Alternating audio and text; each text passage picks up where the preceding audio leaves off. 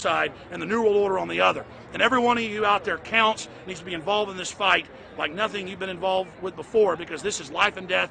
Everything depends on exposing these people. Everything depends on showing the people that this is the New World Order, this is the criminals. We're dealing with the king rats here, the people that are carrying out tyranny worldwide. And either they fall or we fall. Either worldwide darkness and a new age of tyranny and oppression and with a scientific overlay, or a new age of liberty and freedom and a new renaissance. The choice is the people's out there. Okay, we can tell you what's going on. You can check it out for yourself and find out it's true. But don't wait. Investigate now. Get involved now. Go out there and reach out now. We don't have time. If you're looking for the solution, look in the mirror. Look right into the mirror, because you out there, men, women, old, young, black, white, doesn't matter. It's going to be up to you if they win or if liberty succeeds and the people have a chance of having any future. These are cold-blooded eugenicists. These are cold-blooded people who think they're God, think that they're our masters, that think that we're animals. These are the guys that funded Lenin and Stalin and Hitler and Mao. These are the guys, it's all on record, that bankroll this stuff. They are hardcore vicious, and they must be resisted.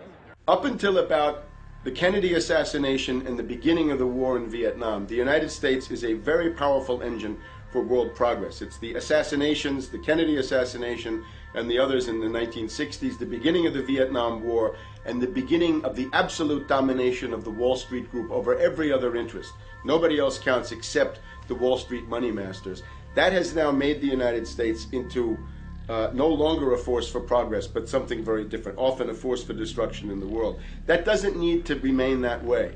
The interest of the American people is to fight to take your government back from Wall Street and make the United States a force for progress in the world, which we easily could do if we could just break the power of the people behind Obama. The main banks of Europe, which were started by Adam Weishaupt and Rothschild, the Banque Nationale de Paris, the Bank of England, the Bank of Italy, have all financed the messianic and war leaders of the last 200 years.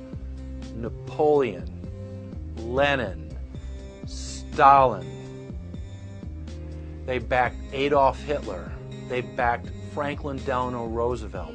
And they are backing right now Barack Obama. The banking cartel had established a beachhead in 1913 through the Federal Reserve Act. In 1947, they set up a parallel shadow government through the National Security Act. From 47 on, the national security state began the long process of absorbing federal and state bureaucracies, while at the same time undermining the constitutional power of Congress and dominating the executive branch.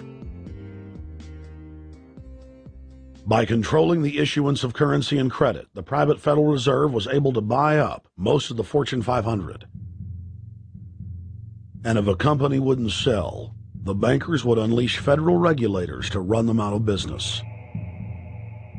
Private central banks in Europe, the United States, and England took taxpayer money and loaned it at over 30% interest to third world nations.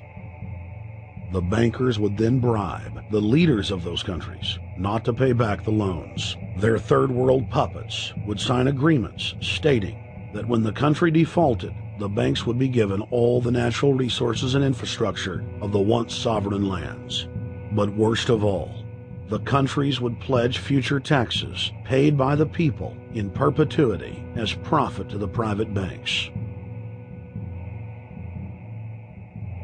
By the year 2000, there were few nations that had not fallen to the designs of the money power. The globalists were now ready to start their final phase of world government takeover, the destruction of the Western nations' economies. To carry out their final takeover, they first removed banking regulations like the Glass-Steagall Act in the late 1990s. This allowed their front companies to issue unlimited credit to the world and to set up colossal Ponzi schemes, the likes of which the world had never seen. The scams were advertised by the controlled corporate media as completely legitimate. Because of the fantastic returns, private investors, corporations, state and local governments invested heavily. They had taken the bait, hook, line, and sinker. To destroy confidence, in late 2007, the bankers themselves began to badmouth the scams they had created. Next, the central bankers cut off the tsunami of fiat money that they had been using to pump up the bubble. When Congress and the public refused to write the finance oligarchs a blank check, the bankers began to engage in financial terrorism. They said that the world would go into another Great Depression unless their demands were met, further destroying confidence. The stock market instantly had its biggest one-day loss in history, but even that wasn't enough to force Congress to capitulate to the offshore banks. Senator Inhofe of Oklahoma and Congressman Brad Sherman of California, amongst others, told the world that the entire Congress had been threatened with martial law by the White House and the Treasury Department if they didn't pass the so-called banker bailout bill. The only way they can pass this bill is by creating and sustaining a panic atmosphere. That atmosphere is not justified.